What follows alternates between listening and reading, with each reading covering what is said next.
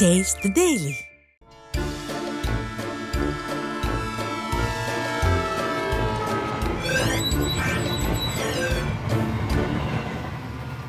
மக்கா வணக்கம் டே.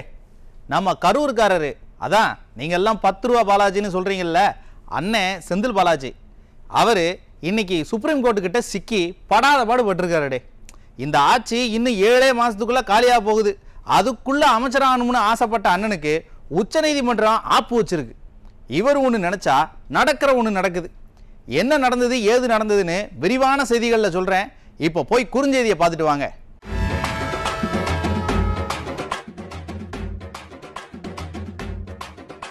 ஆட்சி முடிய போகிற நேரத்தில் அமைச்சராகணும்னு முயற்சி பண்ணுதாரு அண்ணன் செந்தில் பாலாஜி. உச்ச நீதிமன்றம் வரைக்கும் போய் மனு போட்டு வாதாடி நல்லா குட்டு வாங்கிட்டு வந்திருக்கிறாரு. அண்ணனோட கேஸை டெல்லிக்கு மாற்றலாமான்னு வேற நீதிமன்றத்தில் கேட்டிருக்கிறாங்க. இதெல்லாம் நமக்கு தேவையான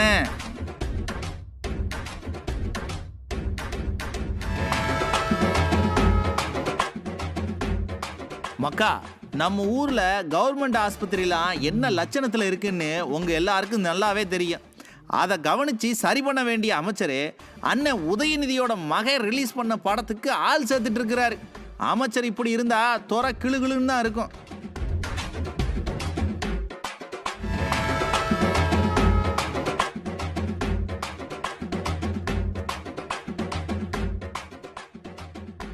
டெல்டா மாவட்டத்தில் ஹைட்ரோ கார்பன் திட்டங்கள் வரக்கூடாதுன்னு சொல்லி அரசு கல்லூரி மாணவர்கள் போராட்டம் பண்ணியிருக்கிறாங்க.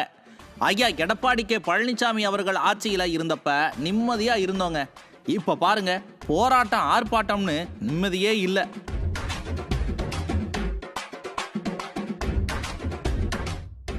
அண்ணன் செந்தில் பாலாஜிக்கு அமைச்சராகணும்னு ஆசை வந்துட்டியா? போன தடவை ஜாமீன் கொடுத்தப்ப என்ன சொல்லி கொடுத்தாங்க? ஜாமீன் வேணுமா இல்லை அமைச்சர் பதவி வேணுமான்னு கேட்டாங்கல்ல. அதுக்கு அண்ணன் ஜாமீன் கிடைச்சா போதும்னு அமைச்சர் பதவியை ராஜினாமா பண்ணார். இப்போ அந்த தீர்ப்பில் சில வார்த்தைகளை நீக்க சொல்லி மனு போட்டிருக்கிறார். அந்த மனுவை பார்த்த நீதிபதிகள் நல்லா வச்சு வாங்குன்னு வாங்கியிருக்காங்க.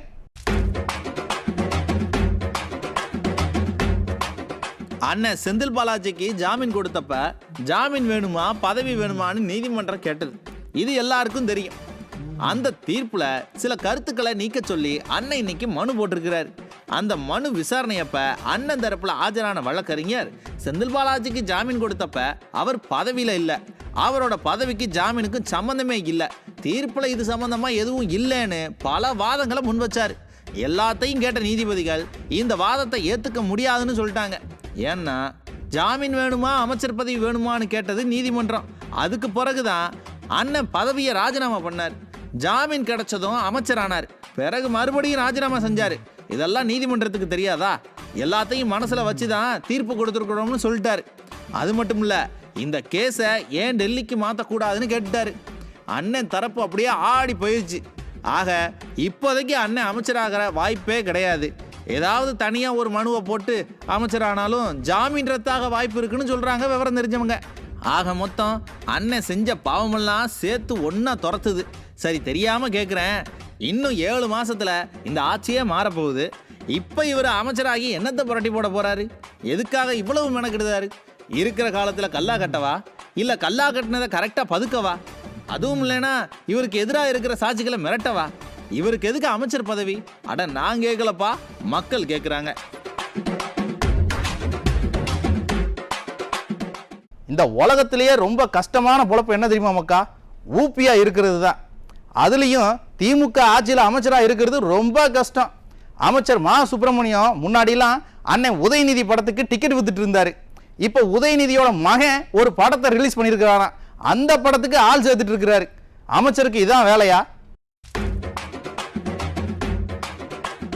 தமிழ்நாடு சுகாதாரத்துறையில் 1008 பிரச்சனை இருக்குங்க. இந்த கவர்மெண்ட் ஆட்சிக்கு வந்ததிலிருந்து ஒரே ஒரு மருத்துவக் கல்லூரியை கூட கட்டலை. இப்போ கூட பாருங்க, தமிழ்நாட்டுக்கு புதுசாக 250 MBBS சீட்ஸ் கிடைக்கிற மாதிரி இருக்கு.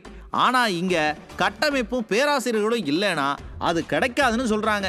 இதையெல்லாம் கவனிக்க வேண்டிய சுகாதாரத்துறை அமைச்சர் உதயநிதியோட மகன் ரிலீஸ் பண்ண சினிமாவுக்கு ஆட்களை கூட்டிட்டு இருக்கிறார்.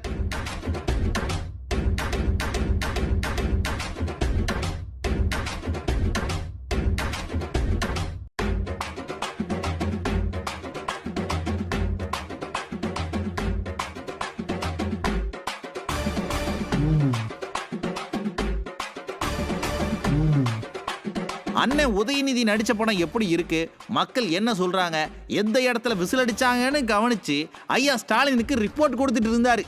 சரி, இப்ப அமைச்சராகிட்டாரே, திருந்துவாருன்னு பார்த்தா இப்ப அண்ணன் உதயநிதியோட மகன் படத்துக்கு ஆள் சேர்க்கிறார்.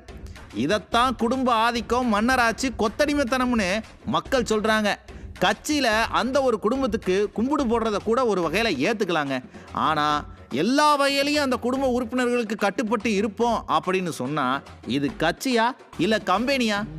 தனிப்பட்ட முறையில மாசு இதை செஞ்சிருந்தாரு அப்படின்னா கேள்வி கேட்க போறது இல்ல. இப்போ அவர் இந்த மாநிலத்துடைய சுகாதாரத்துறை அமைச்சர்.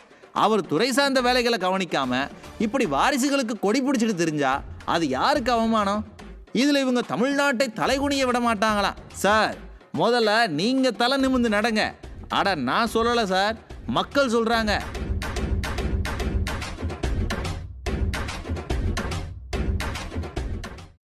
மாமியார் உடைச்சா மண்குடம், மருமகள் உடைச்சா பொன்குடங்கிற மாதிரி ஐயா ஸ்டாலின் 41 பேரோட உயிரிழப்புல அரசியல் பண்ணுதாருடே. அட ஆமாப்பா, அரசியல் பண்ணாதீங்கன்னு சொல்லிட்டு ஐயா அரசியல் பண்ணுதாரு. நான் சொல்லல, விவரம் தெரிஞ்சவங்க ஆதாரத்தோட சொல்றாங்க.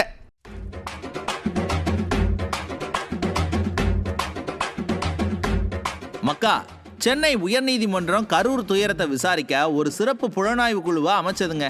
அந்த குழுவுக்கும் ஐயா ஸ்டாலினுக்கும் சம்மந்தம் கிடையாது. அது நீதிமன்றம் அமைச்ச குழு. நான் சொல்றது விளங்குதா? தனக்கு சம்மந்தமே இல்லாத ஒரு குழுவை வச்சுக்கிட்டு உண்மையை வெளிக்கொண்டு வருவோம் அப்படின்னு ஐயா ஸ்டாலின் அறிக்கை விட்டார்.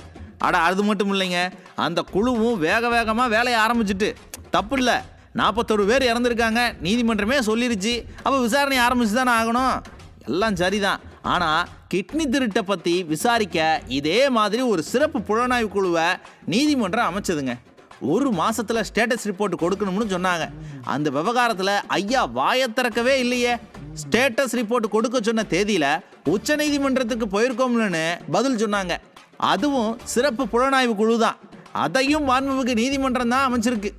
இங்கே வேகம் காட்டுற மாதிரி அங்கேயும் வேகம் காட்டணும்ல. அங்கே மட்டும் ஏன் கிட்னி திருடர்களை காப்பாற்றுற மாதிரி வேலை பார்க்குறீங்க? ஆக கரூர் சம்பவத்தை வச்சு அரசியல் ஆதாயம் தேடுறீங்கன்னு தானே அர்த்தம். அட, நான் சொல்லலை சாமி, மக்கள் சொல்கிறாங்க.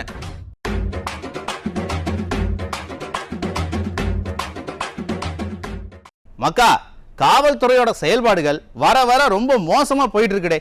புகார் வராத நாளே இல்லைன்னா பார்த்துக்குங்க. இன்னைக்கு கூட பாருங்க, சேலம் பக்கம் ஒரு கூலி தொழிலாளி லெட்டர் எழுதி வச்சுட்டு தற்கொலை பண்ணியிருக்கிறாரு.